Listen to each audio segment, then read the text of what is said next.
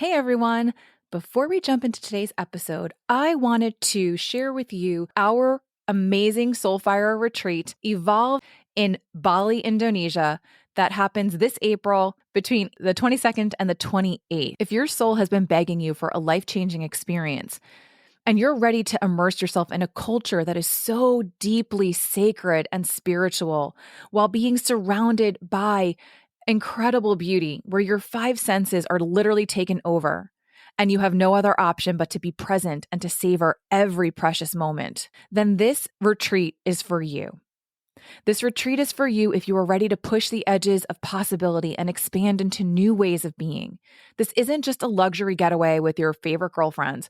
What's waiting for you in Bali is a life shift where the path forward becomes the turning point in the road toward the life you have been imagining, where anything is possible. Come evolve with us. Your soul is begging you.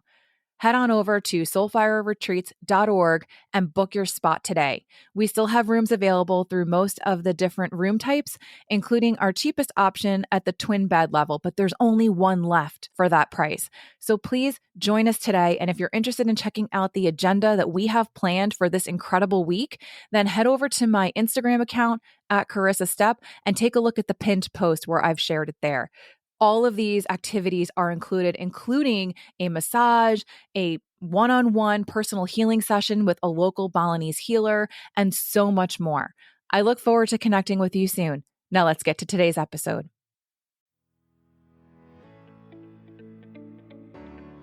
Welcome to the Stepping into Meaningful Relationships podcast. I'm your host, Carissa Step. I'm a somatic, trauma-informed coach and narcissistic abuse specialist. This is a podcast for you if you're looking to improve your most important relationship, the one you have with yourself, so you can more meaningfully and deeply connect with those around you. This podcast will equip you with valuable tools, tips, and tricks essential for recovering from toxic relationships and guide you towards cultivating healthy, fulfilling, and intimate connections with others. But first, let's start with you. I'm so excited you're here taking this powerful step forward. Thank you for tuning in. Now let's get to today's episode. Hey everyone. Welcome back to another episode of Stepping into Meaningful Relationships. I'm your host, Carissa Step. Today, I'm going to share with you the top 12 signs that you might be in an unhealthy relationship. Now, I'm not going to focus on specific traits or behaviors of a narcissist or someone who is toxic, because narcissists can present themselves in many different ways. And there are actually 10 different types of narcissists. So if I were to give you a list, you may listen to that list and then very quickly dismiss what I'm saying and believe that perhaps your partner is not a narcissist when in fact, potentially they are. So what I would rather focus in on is the internal signs that your partner may be toxic or narcissistic by being mindful of what they are and how you feel within your body, okay? Because our body, our intuition can clue us into things that our conscious mind is either rejecting, or said another way, not accepting, or that our mind is not consciously aware of, okay? So what I'd love for you to start to recognize is how you're feeling in your interactions with this other person, or how you are showing up in relation to them, okay? So let's get right into it. We're going to jump right in. I would love for you to pay attention to whether or not you are feeling constantly drained in your interactions with this other person, with your partner, okay? If you find yourself emotionally exhausted or drained every time after you have a conversation with them, after you go out on a date night with them, after you go on vacation with them, then that could actually indicate that you're in a very toxic dynamic. If you are constantly questioning your reality, right? Your own perceptions, memories, or feelings, that's another red flag. And that's because potentially your partner might be gaslighting or manipulating you. They might be saying one thing, but doing another. They might say one thing and then a minute later say something totally different. And it can leave you feeling very confused. And when you feel really confused, you can end up doubting yourself and doubting whether or not what happened actually happened, or whether or not you recall a certain situation or conversation the way it actually played out. And so it's important for you that if you feel like you are beginning to question your reality more and more, or you're questioning how you feel, or you're questioning what you recall or what you remember, then that can also be an internal red flag. Okay. If you feel like you are always walking on eggshells, what does that mean? I actually just had this conversation recently with my 11-year-old child because he's in a pretty unhealthy dynamic with his teacher right now in their classroom, where he feels like he's constantly walking on eggshells. And when I use that phrase and terminology with him, he actually didn't know what I was talking about. So what does that mean? That means if you feel like you need to be overly cautious all of the time with your words or with your actions or how you're behaving to avoid triggering some sort of negative reaction or triggering some kind of conflict or confrontation all the time, then that's what I mean by walking on eggshells. Okay. Another way to explain this is feeling like you're constantly on high alert, right? You're always on edge. You're in a state of hypervigilance, waiting for the next shoe to drop, right? Or waiting for the next emotional blow up, or waiting for the next fight or struggle or whatever it might be that can lead to like negative consequences for you, maybe your children, maybe just in your relationship. If that's happening and you notice that you are living kind of in that fight or flight or in that hypervigilant state more often, then that's another red flag for you to take notice of. If you feel like you're losing your sense of self, that's another big red flag, right? If you notice that you are feeling less confident, if you notice that, you once used to be someone who had pretty high or decent self-esteem, and now you feel like you don't have any self-esteem, or you're not as confident as you used to be, or maybe you used to be a very optimistic person and now you're very pessimistic. If you feel like you no longer recognize the person that you have become, then that is another sign that potentially there's a red flag that something is not right in your relationship, because you've essentially lost your sense of self. And you may have lost your sense of self due to constant criticism, belittling, demeaning, diminishing, de-emphasizing, or being deprioritized constantly. And so if you wake up and you recognize that the face staring back at you or the person that you become is not who you once were, then pay attention.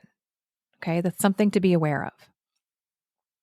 If you notice that you're starting to feel more and more isolated, or you feel more lonely and disconnected, this can also be a red flag, especially if it is potentially your partner who has been isolating you from friends and family. And that may not be happening necessarily in an overt way. It might be happening in a covert way where they are using things like triangulation. They're trying to drive a wedge between you and your family or you and your friends. And it might look like them saying things like, whenever we go over to your mother's house, I don't feel welcome. They make me feel like I'm not part of the family. And as a result, you might confront your mother, and maybe you have some sort of big falling out because your mother doesn't understand why your partner would feel that way. And your mother assumes that perhaps maybe you're speaking badly about her to your partner. And as a result, it's causing this tension, right? Like it can be like this whole thing, or your partner might be saying things to make you feel like your mother doesn't care about you, or that this other person doesn't have your best interests at heart. And so what they do is they try to triangulate between you and another person in order to isolate you further from the people that are close to you. making you feel like you can't depend on them, meaning the other people, for emotional support. Because from a narcissist perspective, those other relationships are potentially threatening to your relationship with the narcissistic partner, right? Because the people closest to you may start to recognize before you do that your relationship isn't healthy. And they might start giving you a heads up. And depending on the manipulation that's happening with the narcissistic partner might, if they are aware that this is happening, might try to make you second guess and doubt your family and friends' intentions and their motivations and whether or not they have your best interest at heart, because the narcissistic partner is going to make it seem like only they know what's best for you. Right. And so then in that way, they drive a wedge so that you no longer have that emotional support of other people who can see things probably a bit more objectively than you can, being in a relationship where maybe you're blinded by love or blinded by the memories that you have with your narcissistic partner. If you also feel like you're experiencing a lot of anxiety, depression, or other mental health issues, or even a lot of physical health issues, then that can also be another red flag. When you spend years inside of a unhealthy or abusive relationship, it can create these physical manifestations of illness in your own body, because your body is constantly sending you signals and sensations and feelings and emotions. That's the way in which it communicates with you to let you know that something is off. But if you continue to suppress those emotions, those feelings, if you continue to repress any of the memories or the things that are the red flags that are coming up for you, your body's holding on to all of that energy, that emotion, which is meant to be energy in motion, stagnates. And when it stagnates, it can create physical illness. And again, it can create also this anxiety and this depression when you start getting so far out of alignment with who you truly are. Because when we get so far away from who we truly are, what happens is our subconscious mind and our conscious mind begin to almost disconnect, right? There's a lack then of trust between, internally within you.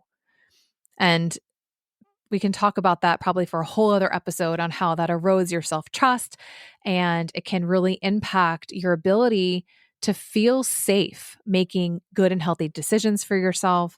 It can cause a lot of anxiety because a part of you is like, no, I want to stay here in my comfort zone. But there's another part of you that is like, no, this is not safe. We need to get out of our comfort zone and get a little uncomfortable and go out on a limb and leave this relationship or leave this thing that feels comfortable because we deserve better, right? So it can cause that conflict internally. And as a result, it gets expressed through potentially mental health issues, anxiety, depression, and again, a lot of chronic illness. We see a lot of autoimmune disease. We see a lot of, people suffering from migraines and back issues and neck issues and so on and so forth. If you constantly feel like you are seeking other people's approval, then that's also a red flag. Because if you subconsciously believe that your worth is tied to your partner's approval, or your worth is tied to your partner's happiness, and you're constantly seeking validation from them, then that's not a healthy dynamic, right? If you have a fear of confrontation, where you avoid bringing up any kind of concerns or disagreements, or even sharing how you feel about something or expressing your beliefs, then if you're not doing that out of a fear of your partner's reaction, then what's going to happen is it's going to lead to a lack of open communication, which is not a healthy dynamic in a relationship, and it can be very toxic, especially if you're with someone who is very controlling. Take notice. Are you not speaking up for what you believe in? Are you not honoring your values, your value, your worth? Are you avoiding speaking your truth of what is true for you, right? Again, how do you feel? What do you believe to be true? Out of a fear that your partner is going to have some sort of angry outburst, or you're afraid that your partner is going to take it out on your kids, or that your partner's going to take it out on you if you don't agree with them, then that's a problem because that is a power imbalance in your relationship, right? That means that you're abdicating your own power, your own sovereignty, and allowing your partner in some way to hold and maintain the power in the relationship, right? In a healthy relationship, obviously, like there is open communication. You do feel safe advocating for yourself. You do feel safe bringing up concerns. You do feel safe broaching things that you disagree on, right? Having those tough and hard and difficult conversations. If you notice that you are not trusting others as much as maybe you used to, or again, back to my point before, if you feel like you're no longer able to even trust yourself, then that's also another red flag. In toxic dynamics, what can happen is you can start to generally mistrust others. And the reason for that is because subconsciously you might recognize that how your partner is behaving and what your partner is saying, there's a complete disconnect. They're not trustworthy because even though they might be acting in a certain way, you might intuitively feel that they don't actually feel the way in which they are behaving, if that makes sense, right? So like their feelings and their thoughts are not in alignment with how they are behaving, or it could be that they are saying things, but then not following through with the appropriate behavior that would support what they're saying. And so as a result, you learn that people aren't trustworthy. You learn that you can't rely on anybody else because someone might give you their word, but the likelihood of them following through on it always leads to disappointment because that's been your experience in your relationship. So as a result, you learn that you can't trust others. So you might find that you are someone who is very hyper independent, and maybe you were hyper independent before you even got into this relationship, which plays out really well and becomes or makes you susceptible more so to some of these relationships. Because if you already come into a relationship not trusting somebody, then when they show up and prove to you that they're not trustworthy, then you're already sort of anticipating it. You're already expecting it. And so you've already made excuses for it because you're like, oh, everybody's like this. I can't trust anyone unless I do it myself, right? I can't rely on anyone else because no one else is going to do it for me. I have to do it for myself. Or what happens is we can, again, learn to not trust ourselves because maybe if we're not good at setting boundaries, every time we set a boundary, we back down on it. Every time we do that, we diminish a little bit more of our own self-trust because it's like we're proving to our mind, see, we're not trustworthy. We didn't follow through on that commitment. We didn't follow through on that promise that we made to ourselves. We didn't enforce that boundary that we set to keep ourselves safe, right? So it all becomes one big thing of like, I don't trust others, and maybe you don't even trust yourself. So those are big red flags. The other thing is if you find yourself rationalizing bad behavior. I know I used to do this all the time. I was really good at finding excuses for other people's bad behavior. I was always really good, and I'm still good at it for the most part, at giving people the benefit of the doubt. That being said, that can be used against you when you're in a toxic relationship because you may find yourself excusing or justifying your partner's harmful actions and behaviors, even when they clearly cross your boundaries or hurt you, right? You might come up with every excuse in the book as to why they behaved that way, why they spoke to you that way, why they treated you that way, right? The excuse might be like, oh, well, they were really stressed out, or oh, they're just so tired, or it's my fault that he got angry at me because I did this, right? So if you're very used to over apologizing or taking responsibility all the time for the things that go wrong, and maybe that's a pattern of behavior that you have exhibited since you were a child, because you realize that if you apologized first or you accepted the accountability, even if it wasn't yours, even if it wasn't your fault, that somehow settled and kept everything calm and peaceful, right? It allowed other people to then be happy with you. You would ask for forgiveness, they would give it to you, and then everything would go back to normal, which that calm and that peace is what you were constantly striving for, because everything else may have felt very chaotic. So whatever way you were able to control the situation to get back to that peace and quiet the chaos, that instilled in you this conditioned pattern of behavior of over apologizing all the time, because that was in your control. Oh, if I apologize, then everything will go back to normal. Everything will be fine.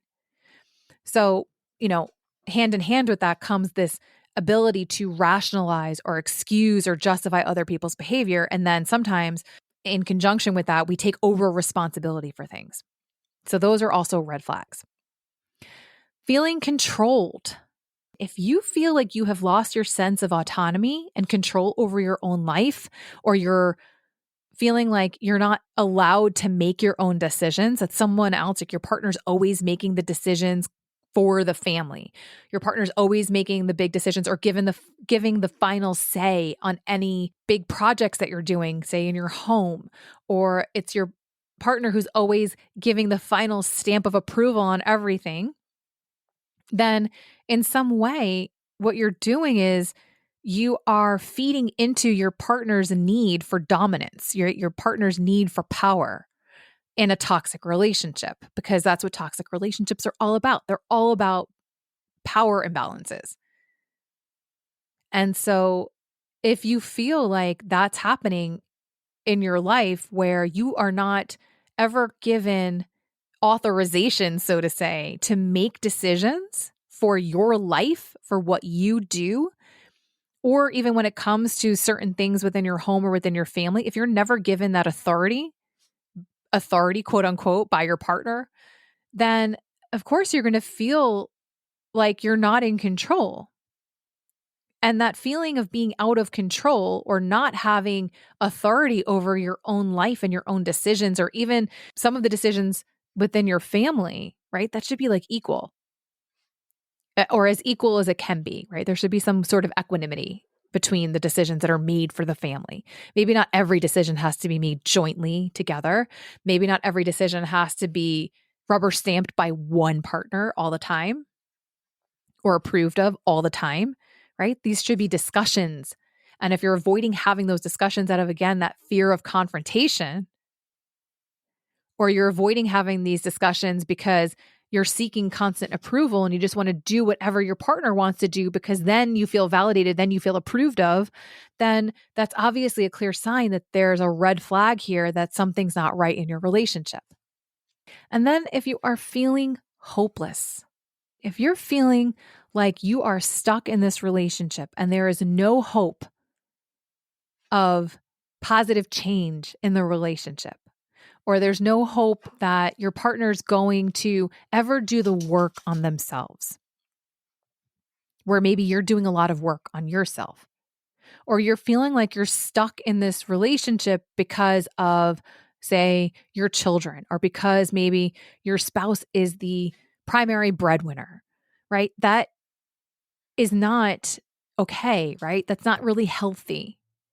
And if you believe in any way that you deserve this type of treatment, or that it's because of who you are or your actions, or because you're not smart enough, or you're not capable enough, or you're not, pretty enough or thin enough, or whatever it might be, that you have to settle for this relationship because no one's going to love you the way your partner loves you, or you're never going to have the same say, level of lifestyle that you're enjoying.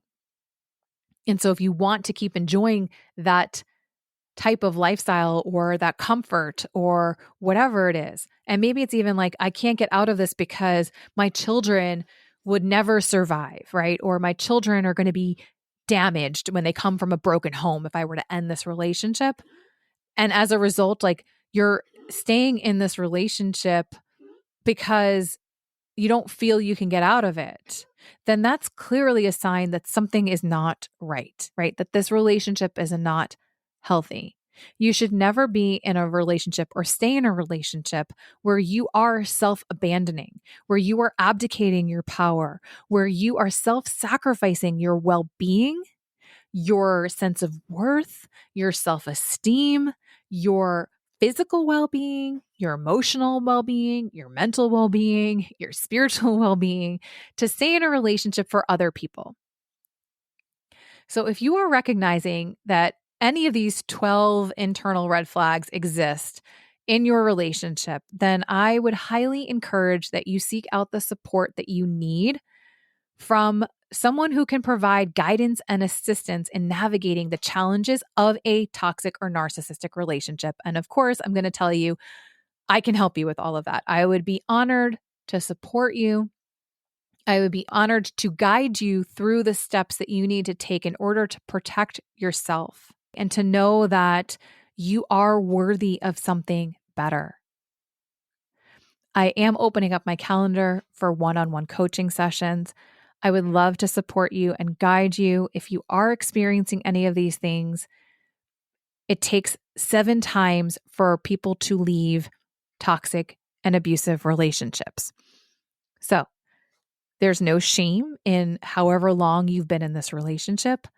There's no blame that you haven't gotten out of it sooner. There's only love and support, empathy and encouragement and guidance waiting for you within our coaching sessions. Okay? If you feel like working with me one-on-one is not financially viable for you right now, perfectly okay. I am launching my new group program, Stronger, right? Strong with HER, that begins this month, that is focused on community first, right? Because again, a lot of times we feel very isolated in these experiences. So it's super, super important that we're able to connect with other women who get what we have been through, who understand what it feels like, who have walked this path, who are on this path alongside you, and the people who maybe are a little bit further behind that you can lead forward. It's such a powerful way to heal and recover from narcissistic trauma. In this group coaching program, in addition to having this really strong and amazing community, we're also going to be having group coaching calls once a week. And then we'll also have another call for Q&A, for connection with other people, where we might be breaking out into small groups. And I'm also going to be providing some hot seat coaching as well.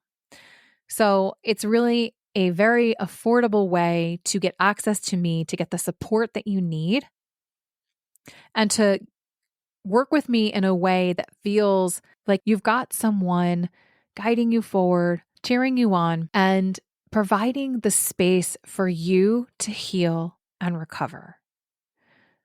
If you're not sure which option is best for you, feel free to book a free discovery call with me on my website, and we can discuss these 2 different options to see if one-on-one coaching is the best fit for you, or if Stronger, the narcissistic trauma recovery support group, is the best for you and where you are in your journey right now. I hope that this helps. If you have any questions, you know where to reach me. Until next week, everyone, be well. If you're hearing this message, that means you've listened all the way to the end. And for that, I am truly grateful. If you enjoyed this episode and found it valuable, would you mind leaving us a review wherever you listen to podcasts and sharing it with others? If you'd like to connect with me for one-on-one coaching or human design reading, you can find me on my website or on social media. Also, if you have a topic you'd like me to discuss on a future episode, please DM me. Be sure to tune in next week for another episode of Stepping into Meaningful Relationships.